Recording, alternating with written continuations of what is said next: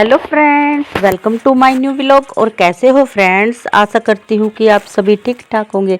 Friends, तो ये दिन है शनिवार का और करीब 8 बजे का टाइम है। इस टाइम मैंने आधे से ज़्यादा अपना काम निपटा दिया है।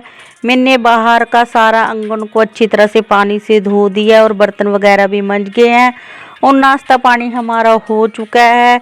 क्योंकि फ्रेंड्स दिन इतने छोटे होते हैं और रातें इतनी लंबी होती है ना, और बच्चे तो फिर सर्दी के मौसम में उनको जल्दी सुला देते हैं ना, फिर ये सुबेरे बहुत ज़्यादा जल्दी उठ जाते हैं और फिर उठते फिर ये कुछ खाने को मांगते हैं। तो मैं तो ना सुबह सुबह सबसे पहले जल्दी सी नहा के इनके लिए नाश्ता पानी ही सबसे पहले मैं बना देती हूँ।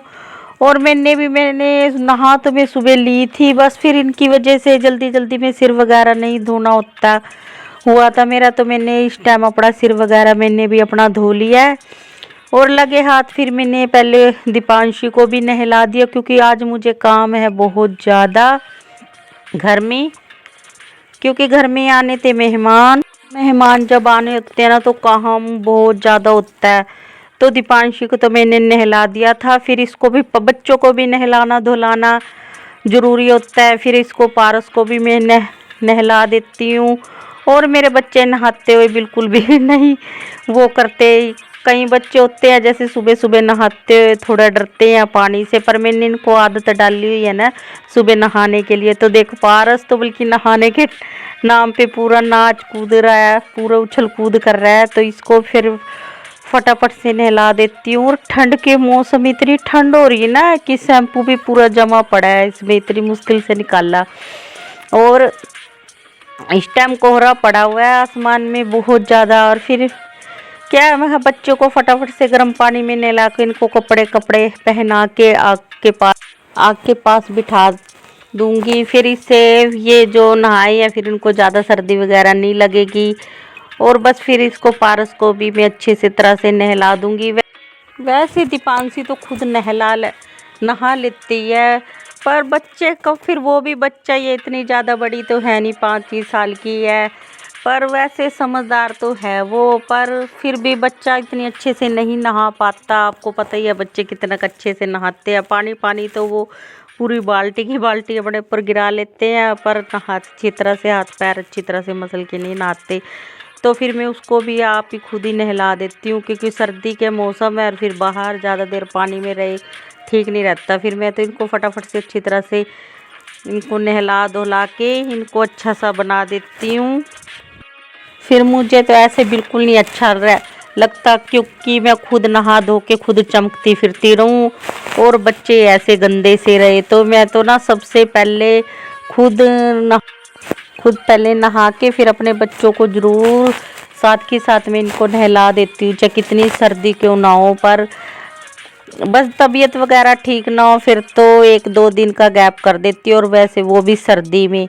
बाकी मैं इनको डेली की डेली नहलाती हूँ। बस फिर उनको तो नहला के उनको तैयार व्यार करके तो उसको मैंने उनकी दादी के घर भेज दिया। वो उसकी दादी ने आग वगैरह जला के रखती है। तो मैं भी हो गई थी रेडी। बाल अभी थोड़े मेरे गिल्ले गिल्ले से थे, पर मैंने फिर इसीलिए मेहमानों को आना था ना, तो फिर मैंने जल्दबाजी में बस एक बार मेरा काम हो जाए फिर दोबारा से मैं अपने बाल वगैरह को वहाँ देखूंगी। पर ऐसे ही मैंने जल्दी जल्दी से मैं बाल मैंने अपने बांध लिए, कवर कर लिए और थोड़ा सा हल्का फुल्का सा मेकअप करके बस फिर मैं लगी गई थी अपने काम में। क्योंकि जब मेहमान आने होते हैं ना तो सबसे पहले ज़्यादा ध्यान हमारा सफाई की तरफ ही जाता है, कि हम ज़्यादा से ज़्यादा अपने घर को अच्छे से अच्छे साफ़ सफाई कर ले। और फिर मेहमान आने थे, फिर मेहमानों के लिए खाना भी फिर अच्छे से अच्छा बनाना पड़ता है। तो बस फ्रेंड्स, यहाँ की मैंने बेड की सराणों की मैंने अच्छे से बेड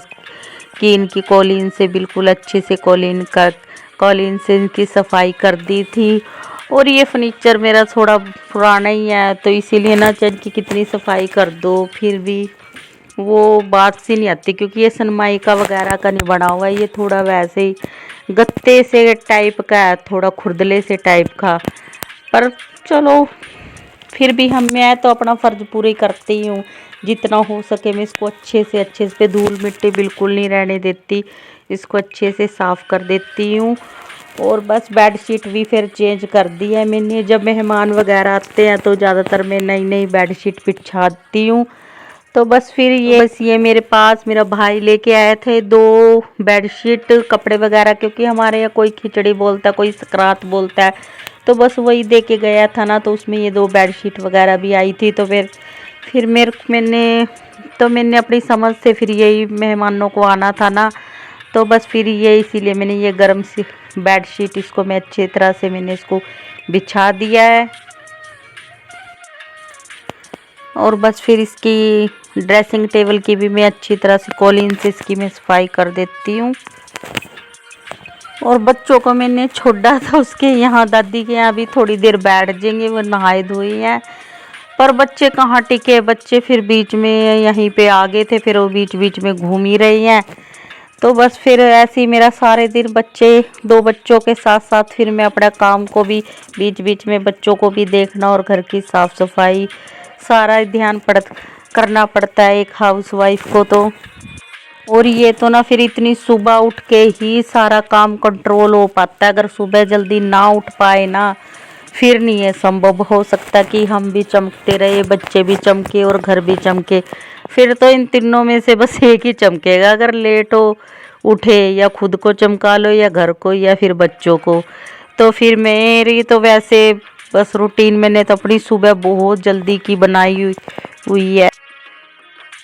और वैसे तो बच्चों की छुट्टियां पड़ी हुई है स्कूल की, पर छुट्टियों के चक्कर में मैं नहीं अपना रूटीन ख़राब करती कि भी लेट उठूं और भी आराम से उठ जूँगी। बच्चों को स्कूल तो जाना नहीं है, उनका टिफ़िन भी तैयार नहीं करना, तो आराम से उठूँगी। बस इस चक्कर में नहीं रहती मैं तो। उठ के जितनी हो सके मैं तो अपना काम फटाफट निपटाने की करती हूँ। और वैसे भी देर तक लेटने का तो कोई कारण हो ही नहीं सकता कि हम लेट तक लेटे रहे। इतनी तो बड़ी रातें होती हैं, लेटे लेटे भी बस मुझे तो बोरिंग महसूस होने लगता है, क्योंकि इतनी लंबी रात में फिर नींद तो पूरी हो ही जाती है।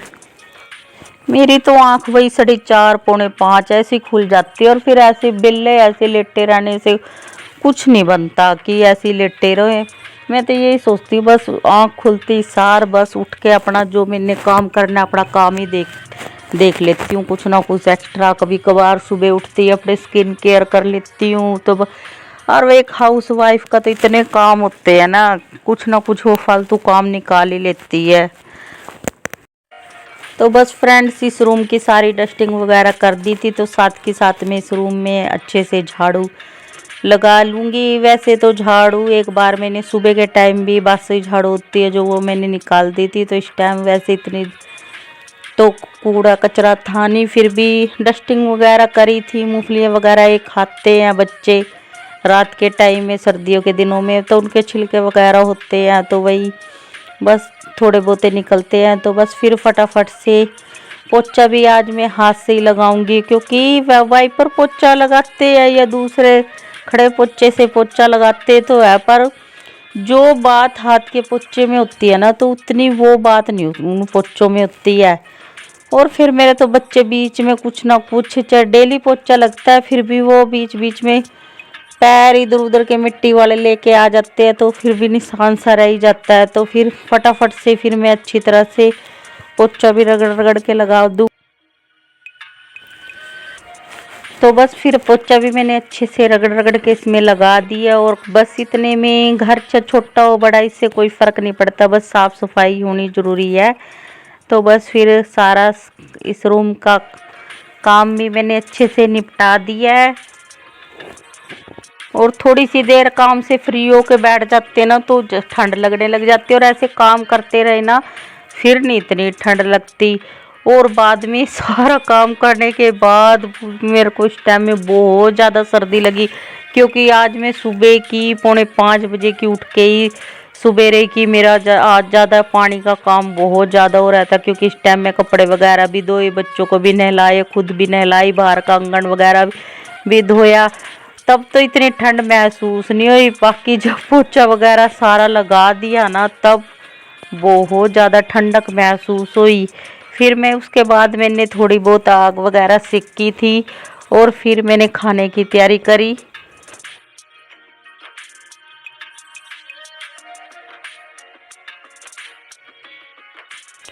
तो बस उस रूम को तो अच्छे से मैंने क्लीन वगैरह कर दिया और किचन वगैरह को भी अच्छे से मैं इस टाइम क्लीन कर चुकी हूँ। तो बस ये रूम मेरा रहता था, तो इसको इसमें की भी मैं अच्छी तरह से फिर कॉलिन वगैरह से अच्छे से साफ़ सफाई करूँगी। तो बस वही मैं अपनी कर रही हूँ, डस्टिंग वगैरह जो मेरी होती है। जब मेहमान वगैरह आते हैं तब तो फिर मैं ज़्यादातर कॉलिन से ही साफ़ सफाई ज़रूर करती हूँ। तो वैसे रोज़ इनकी डस्टिंग वगैरह होती है ना, तो कोई ज़्यादा टाइम नहीं लगता, सिर्फ 2-2 3-3 मिनट में सारे अच्छे से चमकने लग जाते हैं। तो बस फिर बेड के सराहने वगैरह को साफ़ करके, ये सामने एक मिरर वगैरह लग रहा है, इसको भी मैंने अच्छे से साफ़ कर दिया था।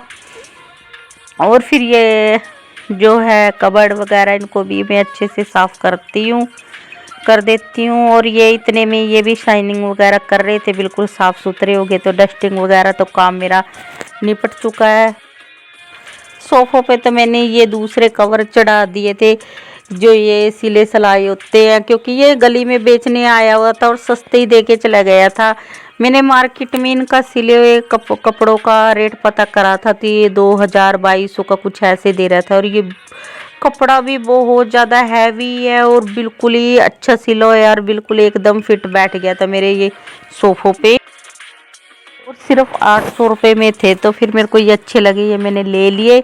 तो फिर और बच्चे भी फिर दूसरे कवर तो इधर उधर वो फेंक देते, उसमें मेरी ज़्यादा झंझट थे। अब फिर मुझे ये सही लगे और मैंने फिर सोचा मैं ऑनलाइन इनको देखूँ, तो ऑनलाइन तो इनका रेट बहुत ज़्यादा था, 2800-3200 ऐसे था। और मैंने ये गली में से 800 रुपये के ले लिए। और बस फिर ये सोफ़े के कवर पे मैं कुशन वगैरह तो नहीं रखती, क्योंकि मेरे बच्चे हैं ना, ये बहुत ज़्यादा शरारती है। ये तो एक कुशन इधर फेंक देंगे तो एक वही उधर फेंक देंगे, तो इनकी वजह से मैंने सोफ़ों के ऊपर कभी भी कुशन कवर कुशन वगैरह नहीं रखती। वैसे मेरे पास है कुशन वगैरह भी और उनके अच्छे अच्छे कवर भी है। कभी मेहमान वगैरह जैसे आ जाने थे, तो सोच रही थी मैं इनके ऊपर आज तो रख दूंगी, तो बस फिर मेरे दिमाग से निकल ही गया, फिर मैं उनको भी नहीं रख पाई। तो बस फिर फ्रेंड्स, तो इस रूम की भी होगी थी अच्छे से डस्टिंग वगैरह। फिर इस रूम में भी मैं ऐसे ही एक बार झाड़ू वगैरह दोबारा से निकाल लेती हूँ। वैसे तो ना, मैं जब ये बच्चे के स्कूल होते हैं तो सुबह के टाइम में मैं जल्दी जल्दी में टेम्परेली झाड़ू निकालती हूँ, पर आजकल बच्चों की छुट्टी होती है ना, तो फिर मैं सुबह के टाइम ही ज़्यादा अच्छे से झाड़ू आजकल निकाल रही हूँ। क्योंकि फिर बच्चे स्कूल जाना, उनका टिफ़िन बनाना, इस चीज़ का तो कोई प्रेशर होता नहीं दिमाग पे। तो सबसे ज़्यादा फिर सफाई का काम मैं सुबह के टाइम में आजकल ज़्यादा कर रही हूँ। तो बस सुबह के टाइम में अच्छे से झाड़ू तो निकाल ली थी मैंने, तो अब मैं जल्दी जल्दी से मैं ऐसे झाड़ू वगैरह लगा दी मैंने। और बस फिर फटाफट से भी मैं पोछा भी इस रूम में लगा देती हूँ। और यही होता है गृहिणी का, कि गृहिणी के ही हाथ में होता है फ्रेंड्स, घर को स्वर्ग बनाना और नर्क बनाना। अगर औरत ही चाहे तो अपने घर को अच्छी तरह से साफ सुथरे, चाहे कितना ही छोटा घर क्यों ना, चाहे झुग्गी झोपड़ी जैसा क्यों ना हो, तो उसको वो स्वर्ग जैसा बना के रख सकती है, बिल्कुल साफ सफाई करके और घर में खुशी वाला माहौल बना के। और यही औरत, और अगर औरत ही चाहे ना, तो घर के माहौल में कई औरतें होती है घर में सारे दिन झगड़ा रखती हैं और इतनी साफ सफाई भी नहीं रखती, तो फिर उन औरतों का क्या घर घर होता है, वो तो एक नर्क के समान होता है। तो बस तभी तो कहते हैं औरतों के हाथ में ही होता है घर को स्वर्ग और नर्क बनाना। एक गृहिणी होती है जो घर को नर्क भी बना सकती है और स्वर्ग भी बना सकती है। वैसे तो ज़्यादातर औरतें मैंने देखी हैं अपने घर को स्वर्ग जैसा ही बना के रखती हैं। 100 में से 5% 10% औरतें होती हैं जो घर में ज़्यादातर क्लेश का माहौल रखती हैं और घर में साफ सफाई भी नहीं रखती, सिर्फ खुद का सजना संवरना और दूसरों का दिमाग खराब करना। मैंने देखी है, मैंने भी ऐसी औरतें भी सिर्फ अपना पड़ा भला सोचती है। और बाकी ज़्यादातर औरतें मैंने सब परिवार को साथ लेके चलने वाली औरतें ज़्यादा देखी हैं और अपने परिवार को समझने वाली। तो बस फ्रेंड्स, ये मिल रही हूँ मैं आपको 7:30 रात का टाइम हो चुका है और मेहमान वगैरह भी आ गए हैं। उन मेहमान कौन थे? दीपांशी की बुआ और उसके बच्चे ये आई हुई है, तो इनके लिए मैंने आग वगैरह बाल दी। ठंड का मौसम हो रहा है। किचन में मैंने खाना बनाना रख दिया था, दिन में थोड़ा हैवी खाना बनाया था, तो अब बस इसकी बुआ ने बोला था कि सिंपल से दाल चावल ही बना लो, तो वह मैंने एक तरफ दाल और एक तरफ चावल बनने रखे हुए हैं और बाहर बस हम मूंगफलियों का आनंद ले रहे हैं और खा रहे हैं। बच्चे भी आग के पास सेक रहे हैं, बहुत अच्छा लग रहा है। बाहर आसमान में कोहरा सा छाया हुआ है और बाहर हम ऐसे आग सेक रहे हैं। तो कल है संक्रांत, तो आपको भी हैप्पी संक्रांत एडवांस में। तो बस फ्रेंड्स, आपके घर में भी खुशियाँ बनी रहे, आपके सब घर में ढेरों। तो बस मैं फ्रेंड्स आपके लिए यही दुआ करती हूँ कि आप सभी भी और आपके बच्चे भी खुश रहे, स्वस्थ रहे, मस्त रहे। तो बस फ्रेंड्स, तो आज का व्लॉग हो जाता बहुत ही ज़्यादा लंबा। तो बस फ्रेंड्स, अगर आप मेरे चैनल पे नए हैं तो प्लीज़ मेरे चैनल को सब्सक्राइब कर लेना, बेल आइकन के बटन को दबा लेना। अब मैं मिल जाऊंगी आपको अपने प्यारे से एक नए व्लॉग में, तो तब तक के लिए बाय बाय फ्रेंड्स। तो बस आज कर देती हूँ मैं यहीं पे and. Thank you for watching. आपका दिल से बहुत बहुत बहुत बहुत बहुत ज़्यादा बहुत बहुत बड़ा वाला थैंक्स कि आपने मेरी वीडियो को फुल वॉच किया। तो जय हिंद, वंदे मातरम।